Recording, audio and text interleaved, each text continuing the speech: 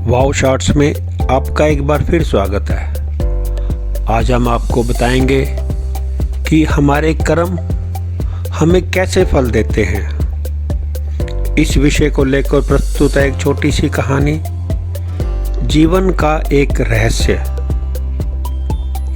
कर्म कैसे फल देता है यह इस प्रसंग से समझे।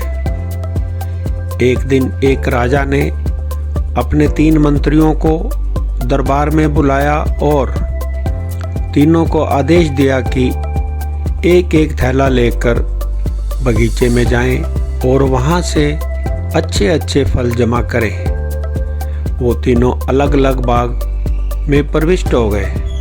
पहले मंत्री ने कोशिश की कि राजा के लिए उसकी पसंद के अच्छे अच्छे और मज़ेदार फल जमा किए जाएं।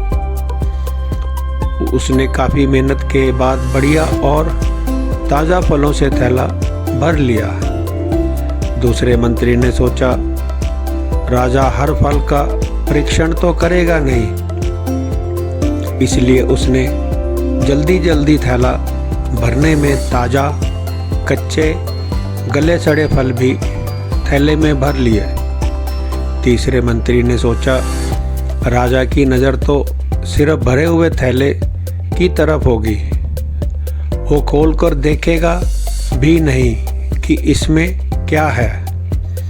उसने समय बचाने के लिए जल्दी जल्दी इसमें घास और पत्ते भर लिए और वक्त बचाया। दूसरे दिन राजा ने तीनों मंत्रियों को उनके थैलों समेत दरबार में बुलाया और उनके थैले खोलकर भी नहीं देखे और आदेश दिया कि तीनों को उनके थैलों समेत दूर स्थान के एक जेल में 15 दिन के लिए कैद कर दिया जाए। अब जेल में उनके पास खाने पीने को कुछ भी नहीं था सिवाय उन फल से भरे थैलों के। तो जिस मंत्री ने अच्छे अच्छे फल जमा किए वो तो मज़े से खाता रहा और 15 दिन गुजर भी गए। फिर दूसरा मंत्री जिसने ताज़ा, कच्चे, गले सड़े फल जमा किए थे वह कुछ दिन तो ताज़ा फल खाता रहा, फिर उसे खराब फल खाने पड़े जिससे वो बीमार हो गया और बहुत तकलीफ़ उठानी पड़ी। और तीसरा मंत्री जिसने थैले में सिर्फ घास और पत्ते जमा किए थे वो कुछ ही दिनों में भूख से मर गया।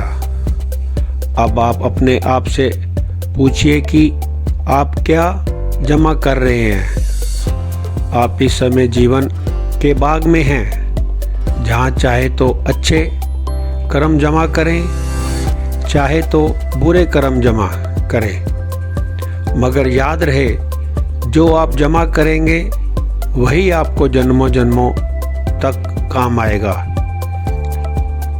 जीवन का एक रहस्य, रास्ते पर गति की सीमा है, बैंक में पैसों की सीमा है, परीक्षा में समय की सीमा है, परंतु हमारी सोच, विचार शक्ति की कोई सीमा नहीं है।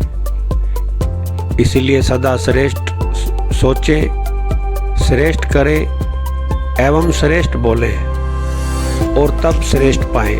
धन्यवाद। Please subscribe my channel wow shorts for latest updates. Thank you.